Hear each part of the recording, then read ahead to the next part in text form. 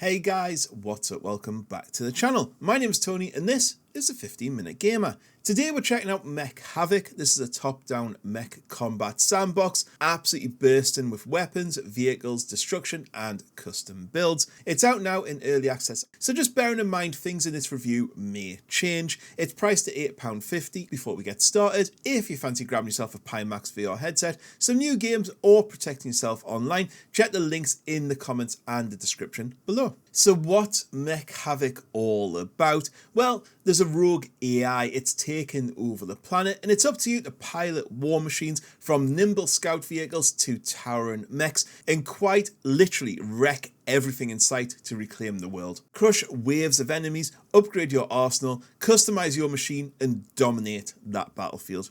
It's got a clear and compelling theme, mech warfare, destruction and heavy customization, but there is no deep narrative here. This one's all about the action. You start off by building your war machine, pick a chassis, slap on your favourite weapons, lasers, railguns, missiles and choose support abilities like artillery strikes, turrets and drones. The customization is quite deep and surprisingly fun. You can mix vehicle types, weapon loadouts and support systems, and it really lets you build a mech that fits your playstyle. You generally feel like your machine evolves and becomes your tool of destruction. That said, some frames or builds feel a bit too dominant. Heavy mechs with massive cannons are an obvious meta. Cooldowns and ability pacing could also use a little tweaking for a smoother flow, but it's not too bad. Once you launch into a mission, you'll fight across deserts, frozen wastelands and ruined cities, each filled with hordes of enemy machines and destructible environments. And honestly, the destruction feels pretty good. Smashing buildings, firing railguns and watching the battlefield crumble around you just never ever gets old. Combat's punchy, weapons hit hard, and when groups of enemies swarm in, it feels really chaotic. However, I will say I think there's a bit too many enemies at times. It's almost like it's unlimited until you complete the objective, and I feel like it should be a little bit more controlled at times. Also, there is a lot of mission repetition as well. A lot of the objectives just boil down to destroy this or survive this. Weapon variety is solid,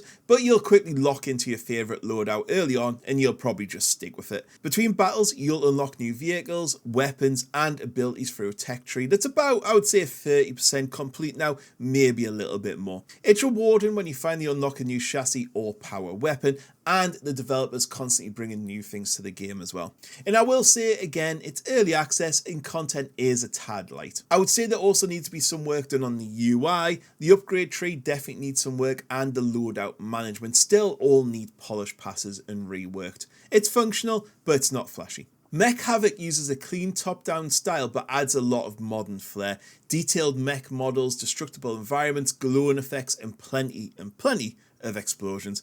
The physics are solid, the wreckage looks great, the performance I never had an issue on my computer. On the audio side, weapons sound powerful, explosions echo, and there's ambient battlefield noise as well. It does keep you immersed in the action, even though it is top-down. There's not much in the way of music or voice lines yet. I think the game could definitely use variety in them areas to fill those quiet moments. So here's where I land with Mech Havoc. It's a fun, destructive mech sandbox with a lot of heart and punch. If you love tinkering with loadouts, blowing stuff up and watching the world fall apart, then this one absolutely hits the spot. It's not flawless, early access means the content is a little thin, mission variety is limited and there's still some balance and issues there as well. You know, if you're a mech fan, I think this is probably a must buy, especially for that price.